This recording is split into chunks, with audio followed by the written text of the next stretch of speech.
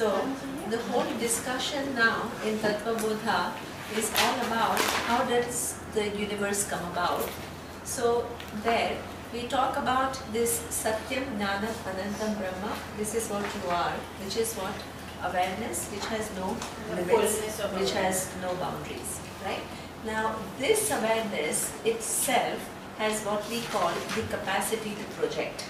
Okay? So that means the whole world comes from this awareness. Okay? And that capacity to project, which excellent, right? As Saloni says, that capacity is given the name Maya. Okay? So Maya, so that any question that we have that, before the creation, what was there? Okay? So you have two answers. One is that before the creation,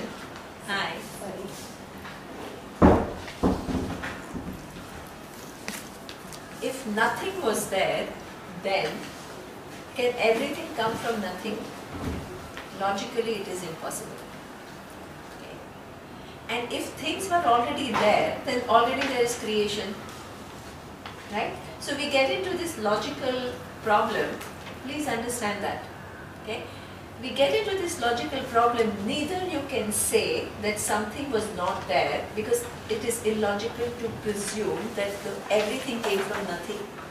Nor you can say that something was already there, because if already it's there, already there is creation. So you get into this problem. The only way to think about it is that it was there, but in a potential form.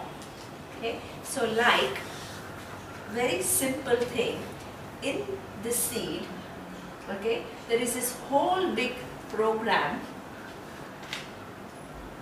for the tree to come. You break the seed. There is Chandogya Upanishad which says you break the seed. Exactly. You think that there is nothing because you don't see anything visible. Okay? But within that seed is this whole potential, the whole program which is there, which has every little information as to that if it is a tamarind seed, it will give rise to what? A Tamarind tree. If it is mango seed, it will give rise to mango tree. Okay? What is going to be the characteristic of that mango and what is going to be the characteristic of tamarind is all very different. But when you open the tamarind seed and when you open the mango seed, you don't see anything physical. So this is what we call the capacity to manifest, which will manifest in due time, which is all there in form of a program. Okay? So this is, please understand, Maya Shakti is that which is the world has not yet manifested as time, space and objects, but all the capacity and knowledge is very much there in a potential form, in form of a program which is then going to manifest as universe. Okay? So therefore, this Big Bang theory that we have, it exactly corresponds, it converges with what Vedanta says. From one reality, which is awareness, okay, which was undifferentiated, which had all the program, okay, then it bahusyam prajayeyete, it manifested as many, all at the same time. Okay? So this is what we call the Big Bang. The Big Bang means time, space and object framework comes. Okay? Now, within this framework, okay, so that means for that framework, the planet is already planned, the human beings are already planned. Okay? So that means the intelligence has all the information which then manifest as different forms. Okay? So this capacity is what we call Maya Shakti in Sanskrit. Okay? Maya Shakti has twofold Shakti. One is what we call Avarana Shakti and the other one is Vikshepa Shakti. Vikshepa Shakti is what? You project the whole world and within this whole world, what? There is what we call Avarana. Because if every part which comes into manifestation knew that all that is here is one reality which is manifesting in very different names and forms, there will not be any problem. But how do we come in this world not knowing this reality? Okay? We don't know. So that's why, what do I think myself to be?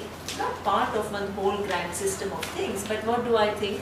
I'm an isolated human being, I'm distinct from everything else, I'm separate from the world. Okay? So this is something which is what we call, it is coming due to Avarana Shakti of Maya. It covers, really. Okay? So therefore, people ask this question, why this way? This is how things are. When you are born not knowing things about the world, and you are also born not knowing things about yourself. Then you are given the capacity to what? Shed your ignorance.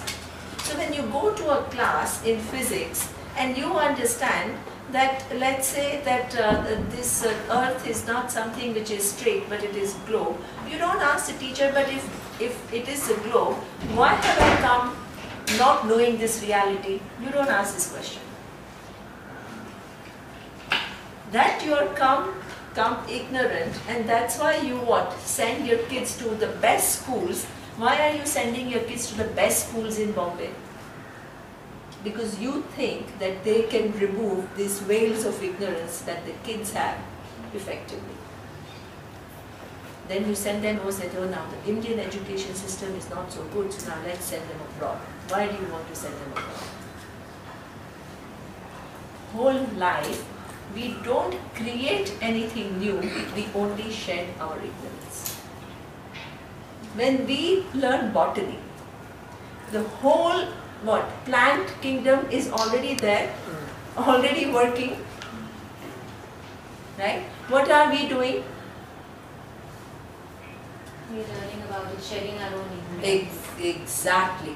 You're shedding your own ignorance so that you understand how the plant kingdom works. When you go to medical school, what are you doing? You're shedding your ignorance about how this human body functions. It's already made. It doesn't depend upon your knowledge. It's all, the eyes are already designed, the ears are already designed, your kidneys, your liver, your respiratory system, the whole thing is already done. Functioning and working. Already functioning and working. It doesn't depend upon your knowledge. Please understand that. What you are doing is you are not creating any knowledge. What are you doing? You are shedding your ignorance, no matter what subject matter it is. When Einstein discovered relativity of time and space was already relative. Right? Newtonian physics, they believed that the time and space is absolute.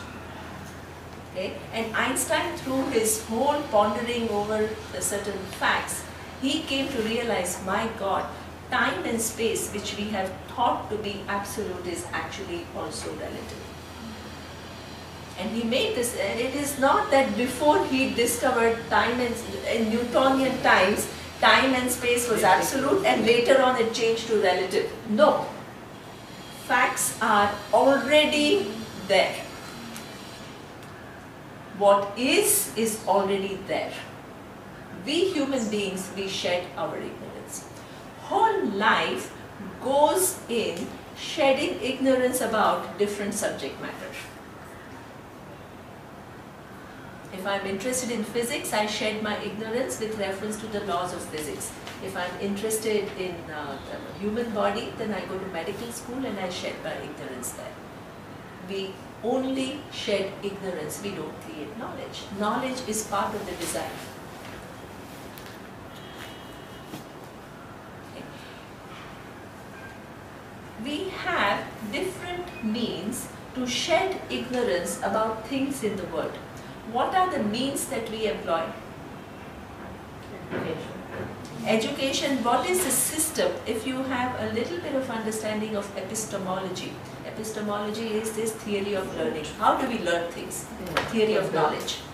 Right? How do we learn things? So there are some basic ways in which we learn things. There is what we call in Sanskrit, all this was analyzed earlier. Okay? One of the basic means of knowledge is what we call Pratyaksha Pramana. Pratyaksha Pramana means your perception. How do you learn about things in the world? You have five sense organs. Your own perception. Yeah, absolutely. And whatever you perceive, where does it all get? There is a central processing unit where all this information which is collected through your five senses, it reaches, which is the mind. Okay. Now the mind processes that information, it makes sense of it, and based on what sense it makes, you decide to respond to the world. Okay. So perception is one of the basic ways in which you shed ignorance about the world. Please understand. Okay. There is a second method. If everything was just perception, we would be very limited. With perception, you cannot figure out relativity of time and space, how old is the universe, Big Bang. None of it can be arrived at through perception. Because it's not available to you. You were not there 6 billion years ago. It was not there. And still, we have this amazing amount of discovery as humanity.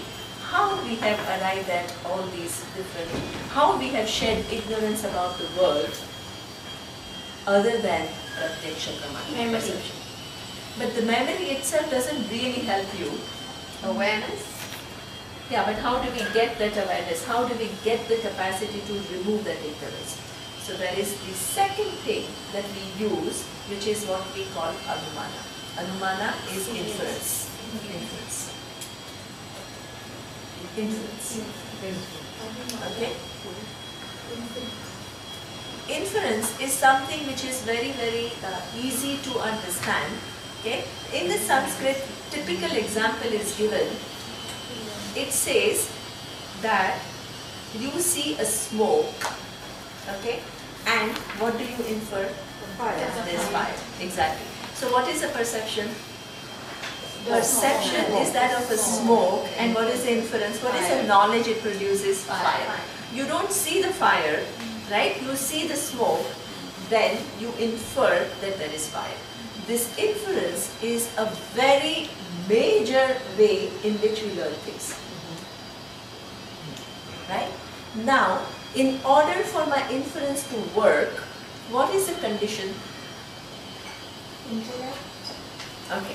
There is a certain relationship between smoke and fire. Okay. It says, what we say in Sanskrit, it means yatra yatra dhumaha tatra tatra vanti. Wherever there is smoke, there is fire. This is what we call, that law is what we call invariable concomitance. Invariable concomitance. Okay. Concomitance. Concomitance means coming together at the same time. Together. Okay. So that means you will not have one exception where you will see a smoke without fire. This is why when you infer, your inference is correct. If there was one deviation, then you have doubt. Exactly. Then you have doubt. You're not sure whether your inference is valid or not. Okay? So for example, many times our inference is not right. Why is our inference not right? You see somebody crying. Most of the time, somebody is crying because the person is sad. But is that invariable concomitance? No. Because sometimes, right, a person can be crying out of joy.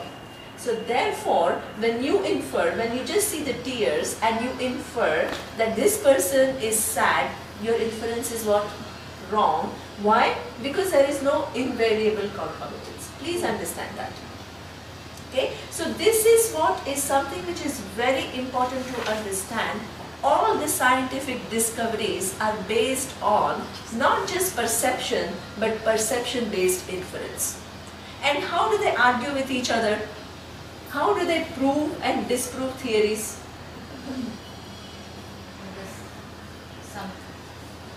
knowing that's what you say that in In- exactly, invariable concomitance, right? That's in So that science, means- they say, paradigm laws. Okay, now let's understand how science is doing it, because it's related to your, whole inquiry, why you're looking into Tattva Bodha for knowing yourself. You need to know. Because otherwise, what is the relationship between you wanting to know yourself and studying Tattva Bodha? That you must know. Otherwise, you're just doing things like anybody else. Oh, Shona told me to go to this class, so I'm coming. Right? So, sorry, I'll enter the switch off.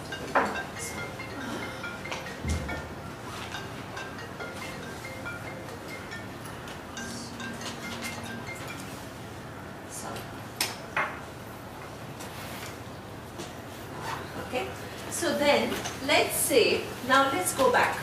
Einstein discovered this theory of relativity, by he understood that time and space is relative.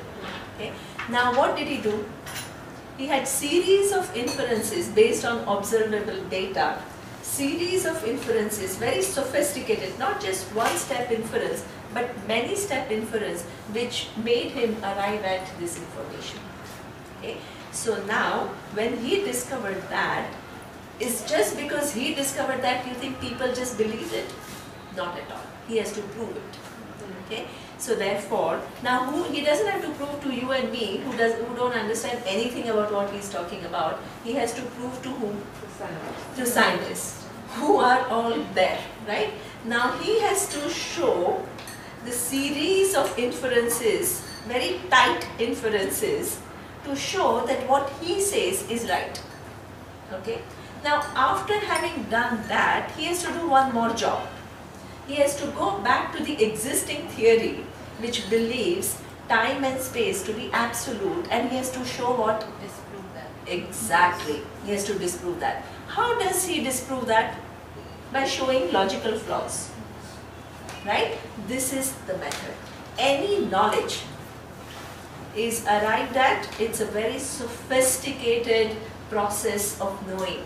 Right? When you are coming to learn this method is being applied. I'm not here just talking whatever I want to talk. There is this whole big background and years and years and years of study and reflection.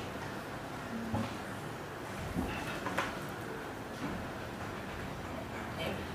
The wealth of knowledge that is there with a teacher, if the teacher has studied it properly, it is just incredible. The right thing is brought out to create meanings in your mind.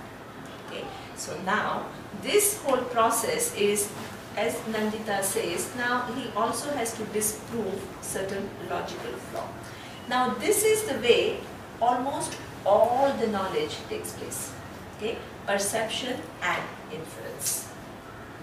Why can't we use perception and inference to know our true nature?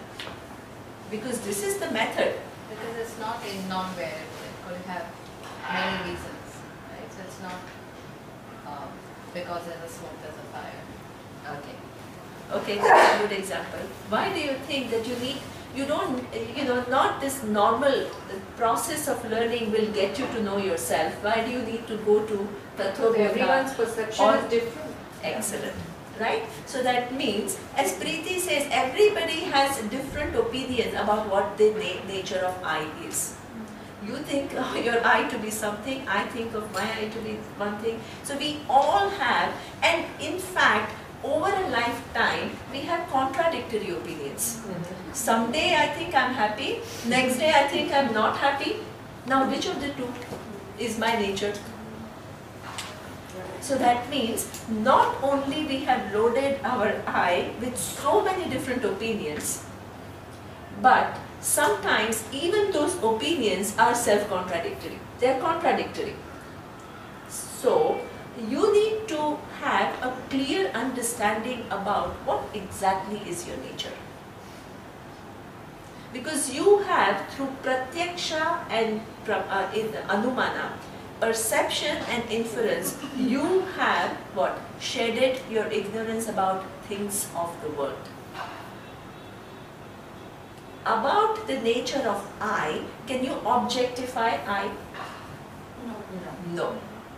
So, and the perception and inference is based on what? Your objectification.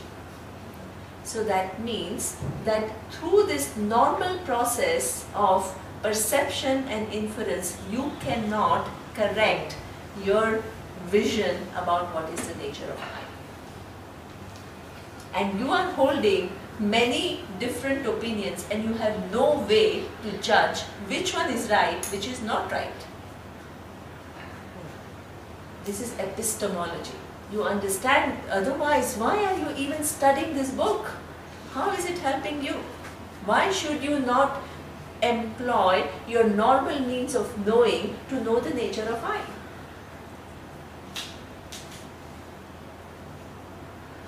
You have a question?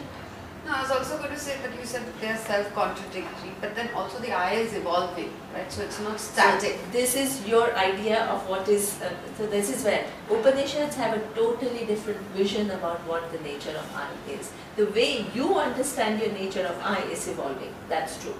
But the way Upanishads reveal the nature of I, it is one thing which is the truth of the whole universe. That's a big thing to understand.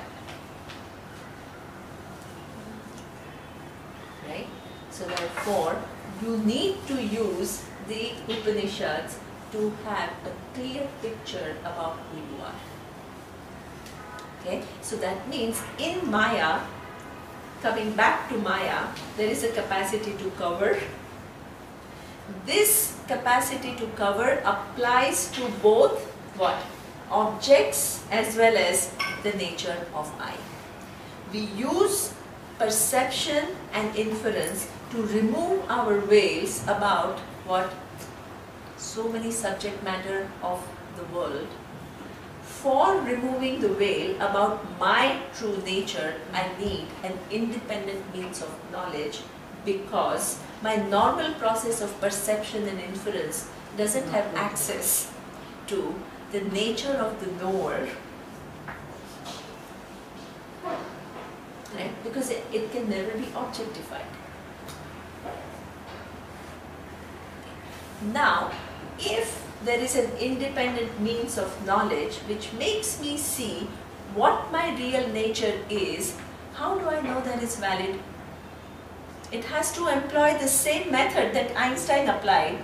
It's demonstrable. Demonstrate, exactly. Demonstrate that my vision is not this variable little I. It is what? Jagat Karanam Brahman.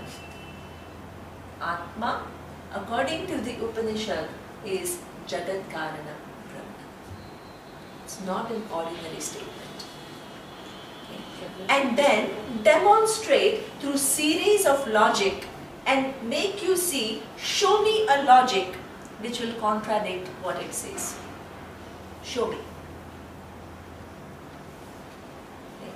So this is where the whole strength of Vedanta lies, in series of logic and methodology that the teacher employs to make you see your true nature. And using of logic, very tight logic. That's why we use what?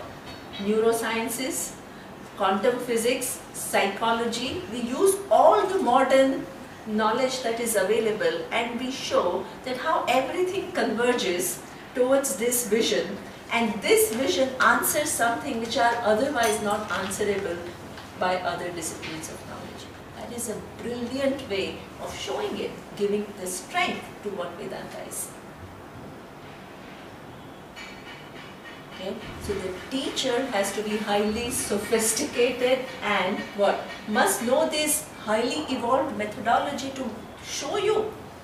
Otherwise, the teacher is just creating some floating ideas, oh Brahman, oh limitless, which doesn't get you anywhere. Okay? This is the analysis. That is one thing. And the second thing is what? The existing opinion that you have about yourself, I have to show how it is not possible. Both. Right? not only I have to show what Upanishad says is uncontradictable, but I also have to show you the opinions that you have about yourself logically don't hold. So this is the way the teacher proceeds. Removing the veil which is created by Maya. In Maya there is a veil. That veil has what? Which covers knowledge, knowledge about things of the world and knowledge about myself. We go to universities, we go to school, we go to the best of the places. We keep on removing our ignorance about what things of the world. About my true nature, this process has no access. To remove the veil about the nature of knower, I need to employ another method, which is this whole teaching, which is highly sophisticated analysis, which uses this whole method, demonstrates who you are and shows you that the vision it has is what? Unshakable. So are you saying that same thing that you said last time, the infallible laws of the universe, so your nature would come into that as well, unshakable or permanent like that? Yeah, so therefore the nature of I we have already seen in this class. So right, that we have seen Satyam, Jnanam, Anantam, Brahma is already covered. What you are not and what you are is already covered actually. Right? Now what I am talking about this Maya Shakti. Okay? How this Maya Shakti, because people have a lot of resistance to this Maya Shakti. First of all, people have misconception about what is Maya. Maya they think is an illusion. Yeah, because of Amachitrakarta. If you are grown up reading it and there's an asterisk there with down, it says illusion. Yeah, we've all grown up with that. So therefore, here Maya is a very technical term. It doesn't mean illusion, it just means the capacity to project. And the capacity to project has two aspects. One is Vikshepa, it manifests as the whole universe, and within that manifestation what? The knowledge is covered. Exactly, Avarana Shakti. And your whole life, see, it's not something you have to mug up. Because I'm showing you how Avarana Shakti is at work right now. The very fact that you're sending your kids to school is to what? Remove Avarana. Avarana is in ignorance. Ignorance. Avarana is a veil. Avarana is a veil which makes you not see the reality. So we keep on, we don't create knowledge, we remove the veil. That is whether you are studying biology or physics or medicine or Vedanta, you just remove the veils. And through perception and inference, we remove veils about what? Things of the world. For my nature, I have to remove the veil through an independent means of knowledge. Okay? An independent means of knowledge, the way it works is it shows you what you are and shows you that what it has to say is uncontradictable, and it also then goes back to your opinion about yourself and says how come it is not that. Which the whole process we have done. The whole inquiry about you are what? Sthula, Sukshma, Sharira, Karana Sharira, Vyatiriktaha Atma. Avasthatraya Sakshi. Panchaposha Vilakshana. Okay? All this was told and the reasons were given. If all this you are not, then who are you? Satyam, Jnanam, Anantam, Brahma. All this is already covered. So is the process we use called vichara? Yes, excellent. The whole process is what we call Atma Vichara. Right, correct.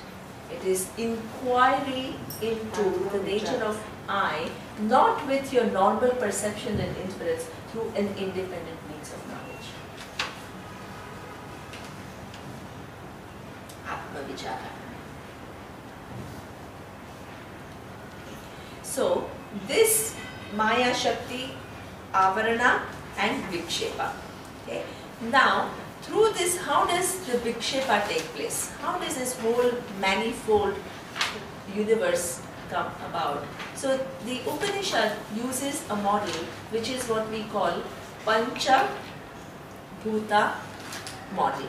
Okay? So it says, from this awareness, which has the capacity to manifest, okay, initially comes what? 5 elements: Akasha, Vayu, Agni, Apaha and Prithvi. Okay? So what is Akasha? Space. Vayu, air. Agni, fire. Apaha, water. Prithvi, earth. Okay? So what it says is that the whole universe is nothing but permutation and combination of these 5 elements. Okay? So that means from awareness capacity to project comes 5 elements first, and the whole universe is permutation and combination of these 5 elements. You replace this Pancha Mahabhuta model with modern quantum physics model, what you will have? Instead of these Pancha Mahabhuta, you will have atoms and or particles. The whole universe is nothing but what? Different permutations and combination of different particles. Okay? And those particles, which are just nothing but, there is nothing tangible about it. They just come from, there's nothing but a concept, and that concept comes from awareness. Okay? So whether you talk about Pancha Mahabhuta or you talk about the Anu and Parmanu, atoms and particles, the whole thing is that this is just a universe which is manifesting from these basic particles, and it is nothing but permutation and combination of these particles. Where do these particles come from? They come from this awareness, the capacity of that awareness to project itself. Okay. Now, staying within the Vedic model, saying that everything that we have is a permutation and combination of 5 elements, it shows you how it is so. Okay? So that means all the capacities that I have in my body, they correspond to, right, certain characteristics of these 5 elements. So this is some kind of a correlation which is done. It says that, okay, first it says this Pancha Tattva, there is Akasha, Vayu, Agni, Apaha, Prithvi. Okay? So here he says, Etesham Pancha Tattvanam Madhye. You got where I am? Yeah. Page 9. Page 9, third paragraph. Page 9. Third paragraph from the top. Panchatattvanam madhye akashasya satvika amshat kshotetriya sambhutam. You got it? Yes. Okay. So now let's say, what is, when you talk about 5 elements, you need to think about what are the characteristics or what are the attributes of those 5 elements. Okay? What attribute will you give to space? Hearing. Why? Correct. Why? The sound travels through space. Excellent. Right? If there was no space, the sound will not travel. So the sound travels through space. Okay? So here there is a correlation shown to substantiate the fact that this body that you think is I is actually nothing but different permutations and combination of 5 elements. Right? So here he says that your ears are able to hear, okay? And therefore he says from the sattvic amsha of this space, and the characteristic of space is what? Which carries the sound, it is correlated to what? Your hearing.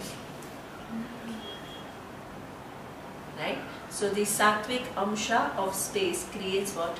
Your sense organ, your organ of hearing, which is your ears. Okay? Then it goes on and he says, Vayoho sattvika amshat Tvak Indriya Sambhutam. The air, okay? Air is something, where is the place where you recognize the presence of air? Right? When there is wind, where you don't see air. But when it is windy, especially if you live in New York or in any of these European countries, this wind chill is the one which actually gives you cold, right? It touches your skin and you are cold. It just penetrates through everything that you're wearing. So therefore, from the what? Satvika amsha of air comes what? Your skin and your What do you sense mean of by touch. sattvic? So that what they have said is that each of these 5 elements, this is a model, okay? So it itself is divided into sattvic, rajasic and tamasic, okay? The elements. The elements. And then each of the elements, the sattvic amsha will create the organs of, sense organs are considered to be the most exalted because through which you learn things. So this is the sattvic amsha of the 5 elements. This is just a way of looking at it. Okay. So here it says from Vayoho Sattvika Amsha Tvak Indriya Sambhutam. Okay. The air has the quality that what? It can create a sense of what? Touch. And then I have that receptacle through which I can actually touch the air. So this is what we call, this is made from Satvik Amsha of Vayu. Okay. Agnehe Satvik Amsha Chakshu Indriya Sambhutam. Among the elements, space is something that you don't see. Vayu is something that you touch. Okay. Agni is the first one which has a form. Fire. Okay. And this is where from the Satvik Amsha of Agni, what comes? Your eyes. Okay. And your eyes, because there can be a fire, but if you don't have eyes, will you be able to see the forms? No.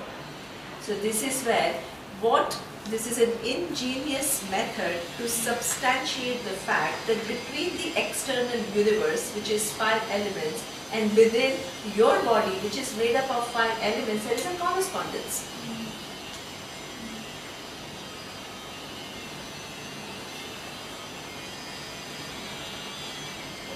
So, Agnehe Satvika Amshat Chakshuhu Sambhutam Jalasya Satvik Amshat Rasanendriya Sambhutam. Okay. Which is what? Water is the first one that you can taste. Right? So that's why they say water is something which has a neutral taste and everything else is defined. All the other tastes are defined from this neutral taste of water.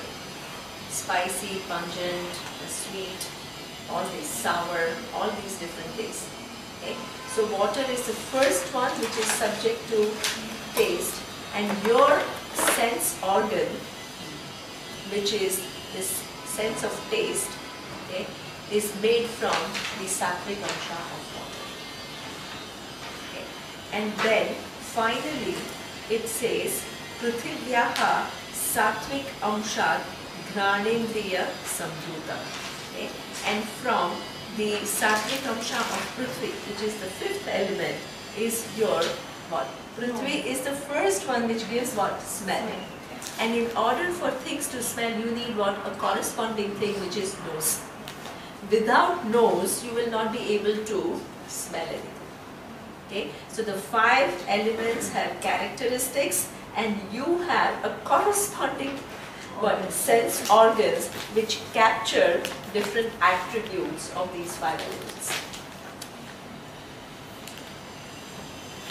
Okay. So therefore, this Prithivya, the smell, you need your nose. Okay.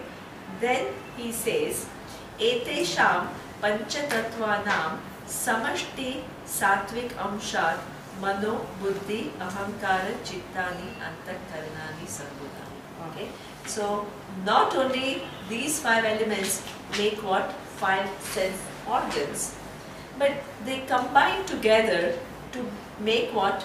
The mind. The sattvic amsha of the 5 elements combined together, it makes what? Mind. The mind itself is what, as you define as variable, right, is something which is made up of 5 elements according to the vision of Vedanta. It is not I.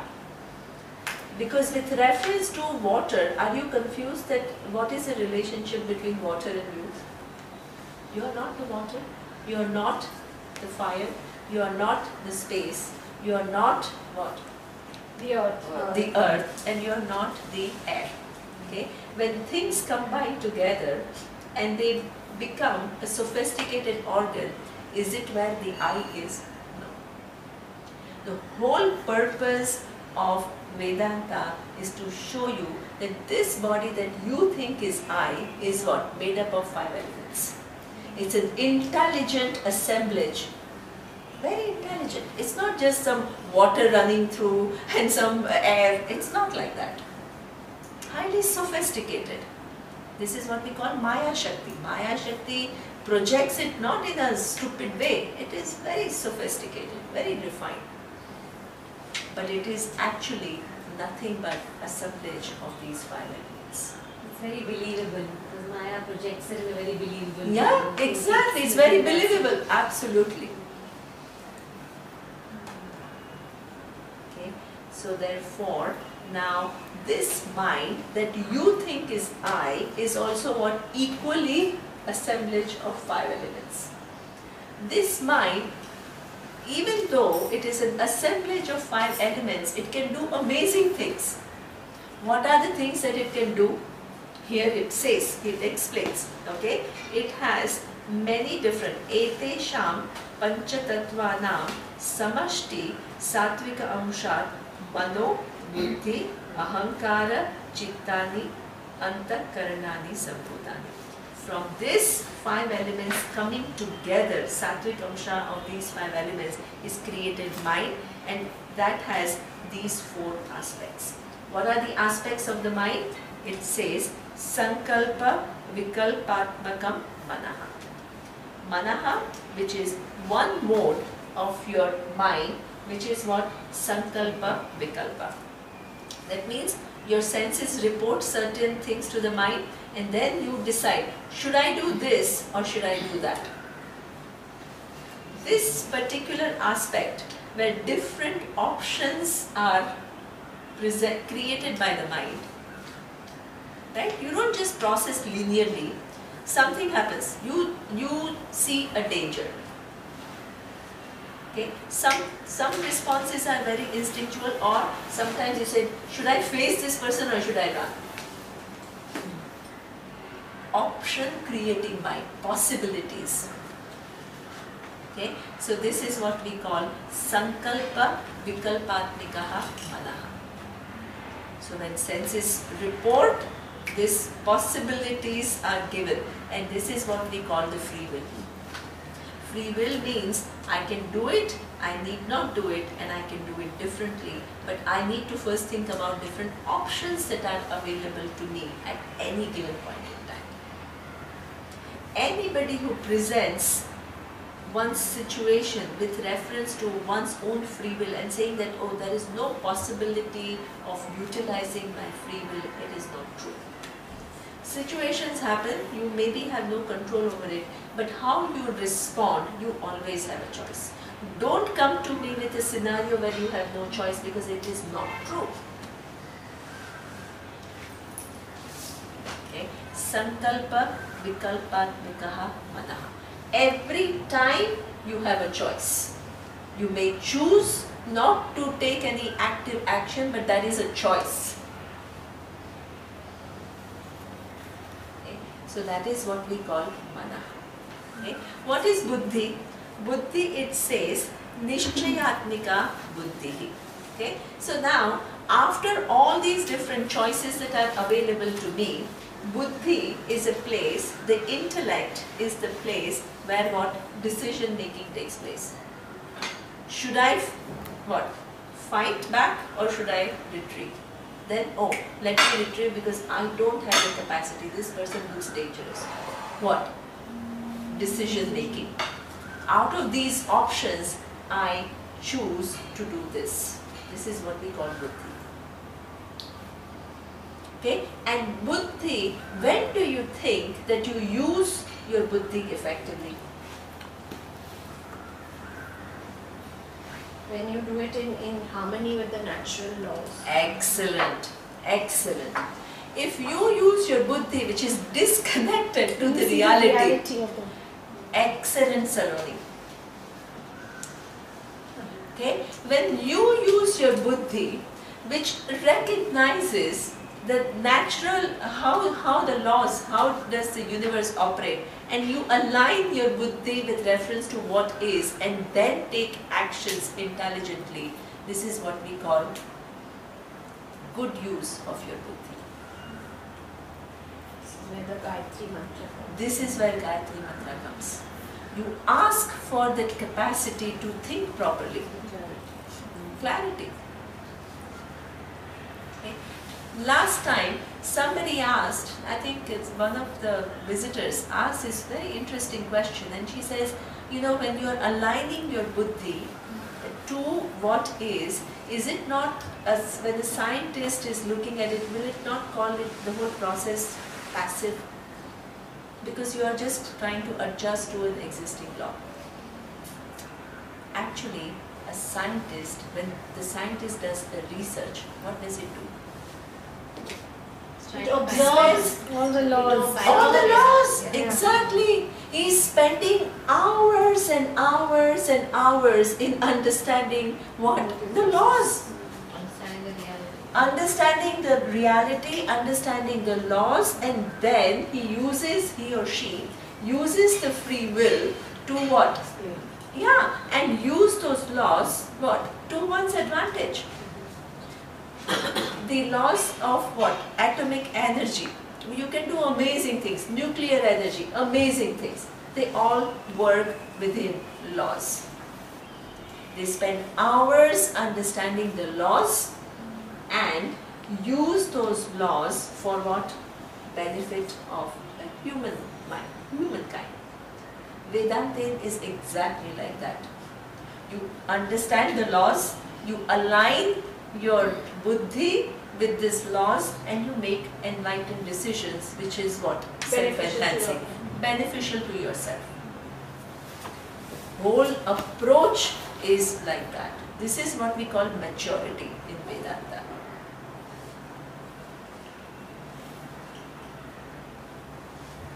Okay? This is what is buddhi. Using your buddhi, understanding and navigating your life effectively. Not living from your own created world, your misunderstanding of things, your ignorance, but what? Shedding your ignorance so that you can see things clearly, in light of which you make better decisions. This is buddhi. Okay. Then is what? There is Nishchayatmika buddhi, then Chintana Kartum Chittam. Chintana Kartum Chittam is what? There is this Ahankara Vritti that we will do the last. Okay?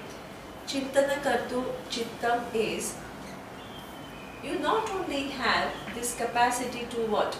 Should I do this or should I do that? There's different options, assessing different options that are available to you, then making a decision, but the whole individual with changing thoughts behaves in a coherent manner because you have one amazing faculty in your mind, and that is memory.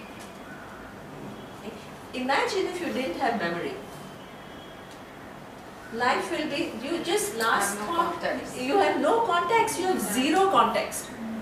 Yeah, it's always a new It's always, and you can't retrieve on your past experiences and okay, your wisdom which is gained through what? The memory carries it all forward. You will not be able to learn anything because by the time you finish your first standard, everything is forgotten, you can't move to second standard. memory is a very important function. And imagine now, what is the Vedanta saying? This whole sophisticated mind, which has manas, buddhi, chittam, is what made up of 5 elements. That's not you.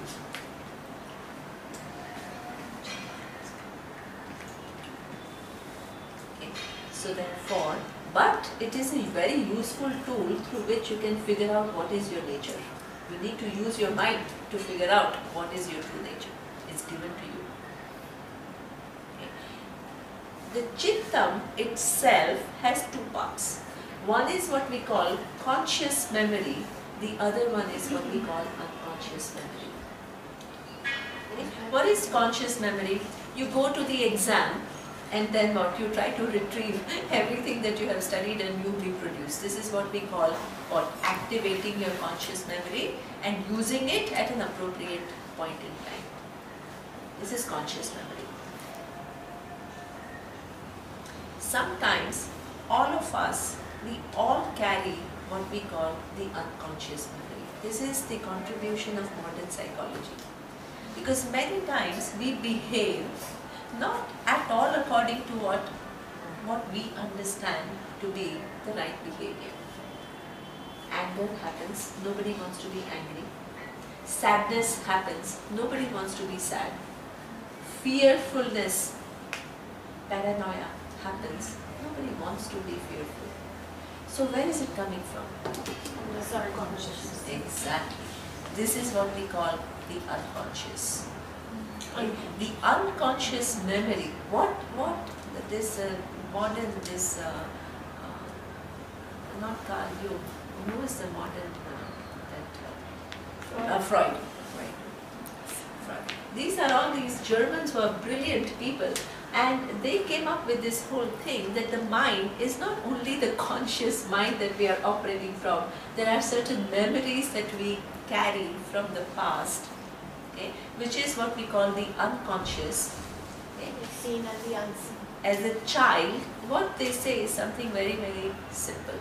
They say, as a child, you see certain things which are difficult for you to handle. For a child's mind, it's very difficult to handle.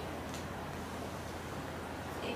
So therefore, all this pain, the child's brain is not able to process. So there is a natural mechanism which allows what? The child to push, exactly, push all these painful experiences where? To the subconscious. Into the subconscious. It's still there somewhere. And it's still there somewhere, absolutely. And because it is pushed, the child is given the capacity to what? Handle. It's actually it's a saving grace that we have this capacity. Otherwise, a child would not be able to survive. The pain is so much. Okay, but what happens is that this particular thing, which is a blessing for a child, as you grow, it becomes a problem, because when it is suppressed, it is not what? Not God. So therefore, as an adult, as you begin to live your life, what happens? Manifests. When the data is given by your sense organs, when the mind processes it, what happens? It kind of vitiates your thinking, colors your thinking based on what? The data, it is held in the subconscious. Okay, this person did not maybe smiled at me because the person did not even look at me. Oh, she doesn't like me. Where is this interpretation coming from? That she did not smile is a fact. There could be n number of reasons, right? Why am I interpreting and taking it so personally? The other person can look at it and say, maybe today she is thinking about something else and totally unaffected. And another person is like thinking and brooding over it. Oh, what could I have done wrong? And what, oh my God, she's so arrogant. And we create one whole big picture around it. Okay, so that is one thing which is a perception, which is reported, but in my interpretation, all my subconscious memory is, which is my vision of the world and about myself, keeps on getting what? Coloring. Coloring. Reality. And for me, it is a reality. So what happens is, for me, I think it's a reality. I don't even realize that it is my projection. As long as I don't realize it is my projection, nobody can help me. Because I think it is true. But whenever you're not in touch with reality, what happens? There is some pain. This projection, if it was harmless, we will continue with it. But this projection gives suffering. And I can't stand the suffering. I can't stand what? The conflict it creates. Yeah, it creates a conflict and it creates an emotion which is sometimes what? People just find it totally what? Overwhelmed. Or people get overwhelmed. So then there is what? There is a mechanism where you said, okay, now let me understand what's going on here. This whole process is what we call memory based. You go to a psychologist, what will a psychologist do? Try to go to your childhood. Try to Unravel. unravel all these different implicit, You're Freudian. Only Freudian. That's true. either you are Freudian or you are even the cognitive psychology. It will make you see, sometimes they go back to your childhood, sometimes there is a lot of this new psychology which is what we call cognitive psychology. Examine your assumptions. See whether what are the stories that you are telling within those assumptions, which are based on facts and which is your own creation. Okay, so this is where cognitively you begin to understand that, hey, I'm not receiving the knowledge, just things accurately, I'm adding my own colors. Because of this reason, the more you become aware of that, what happens? The more you are able to manage it. Balance it and manage it. Okay? So this is what we call memory. Let me ask, just clarify that this memory, the unconscious memory you're talking Yes. about, and you say, from childhood, and what about the, does Vedanta support that it could be from many lifetimes also memory included in this, or is it just restricted to the visible life? Okay, that's a very good question. See. Okay, that's a very good question. Didn't we talk about right in the beginning that I is not relevant to what physical body you have right now? Yeah, one thing is mind being independent Does that of the body. refer into previous lifetimes as well? So, see, the thing is that I'm not, because this physical body is nothing but 5 elements. Okay, your body is also nothing but 5 elements. What she's asking is, or what we are asking is, what accounts for your body being different from mine, and your mind being different from mine. Okay, even though there are 5 elements, why is it in your case they are combined differently? And why Maya Shakti? Because now what we are saying is Maya Shakti has given manifestation, right? So why is it that it is combined differently to give different bodies and different minds?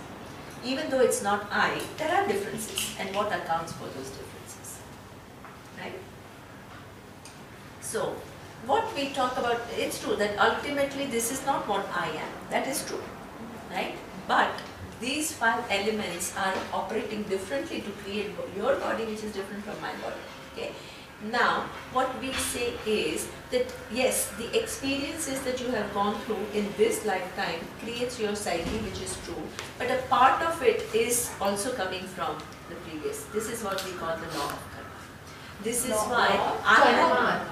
Yeah. Every Because action has a seen and unseen unseen result. Right? I mean, This is why I may come inclined to what this, let's say, economics, and you come inclined to studying something else, right? We all have certain preferences, we all have a certain way of looking at things, and certain talents, certain skills, right? Which are inherent kind of, then we build on it. But is that from So- a previous life, or is that genetics? So that means that there is a law. That law of cause and effect you can see from many different models. You can see it from laws of genetics, you can see it from law of karma. There are many different models which will explain that before this comes into being, there is a cause. That is the main point. Yeah.